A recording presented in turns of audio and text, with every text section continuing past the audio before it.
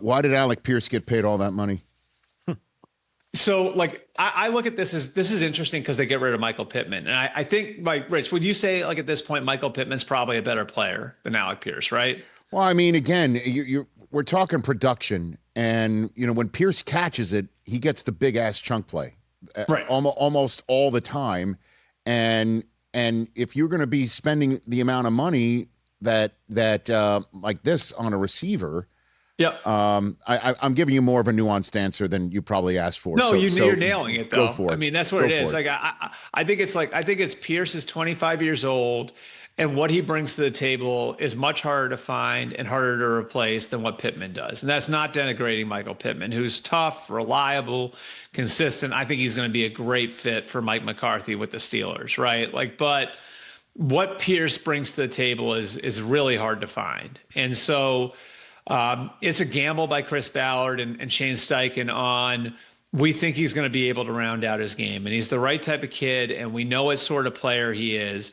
And there were teams that were willing to spend on him. San Francisco was in it. New England was in it. Las Vegas was in it.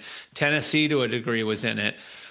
So you had a lot of good, smart teams that had thrown their hat in the ring on this and were willing to make a real run at Alec Pierce because he brings a quality to the table that is very hard to find. And so, I think when you're spending, $29 million a year, 28.5 on the base, you're expecting to get more than 47 catches out of a guy.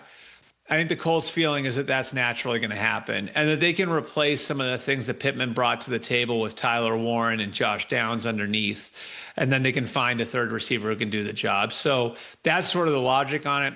What's fascinating about this one to me is, Alec Pierce was telling everybody anybody who would listen, his camp was telling anybody who would listen over the last couple of weeks that they wanted to know who the quarterback was going to be before re-signing in Indianapolis. So they obviously have a pretty good feeling that Daniel Jones isn't going anywhere. Hey, you made it all the way to the end. Thanks for that. Check us out every single day streaming live on Disney Plus and the ESPN app 12 to 3 Eastern.